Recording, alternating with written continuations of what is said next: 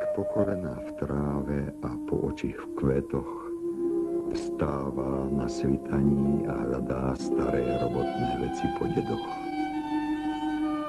Vychádza na priedomie a na kose vyklepáva svoj naliehavý telegram.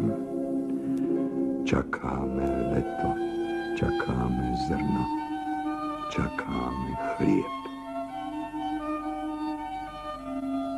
Slnko a oblaky ešte spia za horami, ale on kosí. Zráža noty, zvonce margaréty, svoj sen, spomínky, rosu, dúhové peny na trávach. Ešte spí kohút, vtáci a les, ešte spí chlieb pod váľaničkou, ešte spí mliečne zrno v mäkkom lôžku. Ale on, večný oráč a kosec, sa prebúdza z jary zo šialu letnej noci a v mene zrenia, v mene chleba zráža k nohám krásu, lebo dopodrobna pozná refrén, čo spievajú vtáky i kohúty. Nie iba samou krásou živý je človek.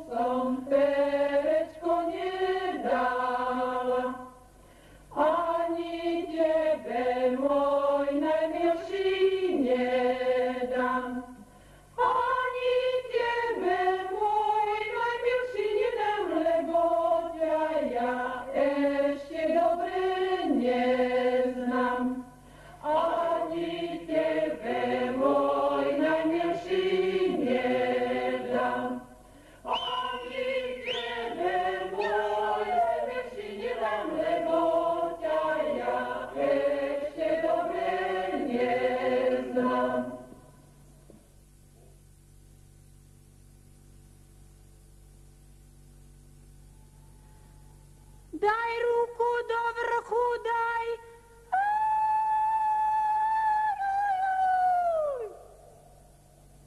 Nabíha na Šimúnovie toho Jana Kacerovie, nahona.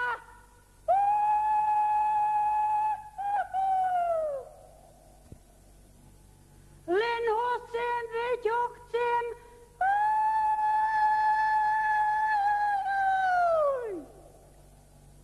Posaď si ho na kolena, daj mu vypiť pohár vína.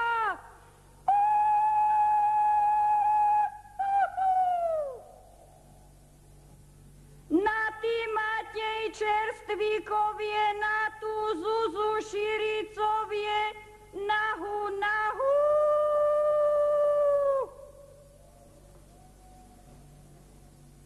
Sem hu sem, veď hu chcem. Hej, ty na tom boku budeš mojou, a či nie? Nechcem ťa, ja veru nie. Veď mám oči obidve.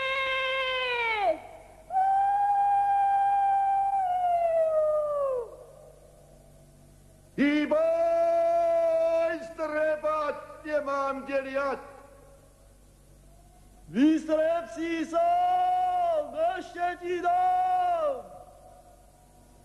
Hýbaj dolu gubatohu.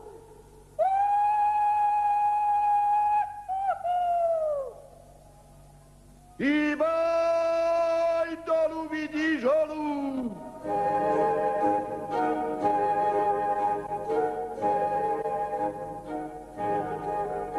Človek teda nad ránom vstal, aby vykosil prvé znamenie zákona. Vykvitneš, dozreješ, padneš. Rozkročený nad mŕtvými kvetmi, ako bradatý boh nad mrakmi, je vykonávateľom tohto krásne nemilosrdného zákona.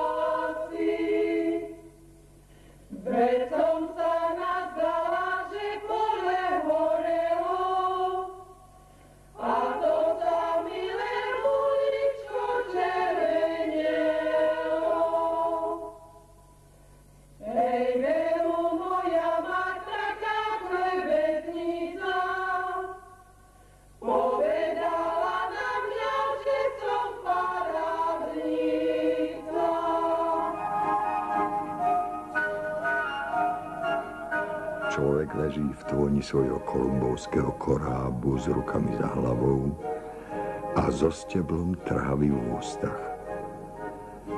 Hľadí do znepokojujúcej výšky a sleduje prastarý zápas bohov. Leží v tieni svojej pominuteľnosti a hľadí, ako poľné cesty stúpajú k oblohe. Ako sa vtáci nemôžu zbaviť krídel, stromy koreňov, ani on sa nemôže striasť svojho tieňa. Preto odjak živa túži po nekonečnosti, po tom priezračnom medzi oblakmi. Táto túžba, tento starý sen sa ho zmocňuje najmä v lete, keď nebo šialivo vrcholí a hviezdy sa priblížia k zemi na dosah ruky. Vo chvíli, keď sa kvapka letnej rosy premieňa na metaforu a dozreté steblo zuní ako preťatá struna na harfe, pripomína si svoj oblúk. Od narodenia až po kosu, od poézie až po smrť. Našťastie človek nie je sám. Našťastie, kto si kráča medzi ním a dúhou, medzi jarou a letom. Našťastie nás kto si sprevádza v každom ročnom období. Je to naša sprievodkyňa, krása. Dokonalá ako vysnívaná žena, obdarená mocou zabúdania. Most medzi nami a našou tôňou, most medzi poéziou a smrťou, medzi dvoma bodmi nášho jestvovania. Keby ja vedela, kde môj milý hoci, doniesla by som mu do krčiaš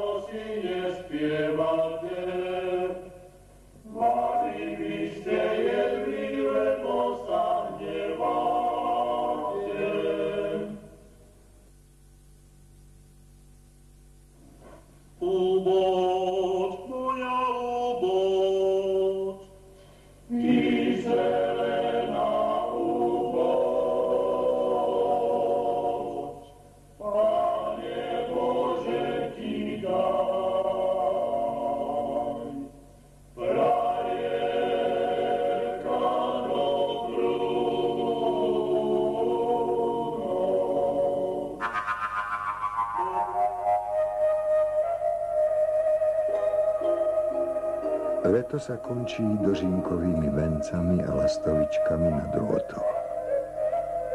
Jastrabom stvrdnú pazúry, ružiam trvne a prsia dievčatám, čo ešte na jar nevedeli o ničom.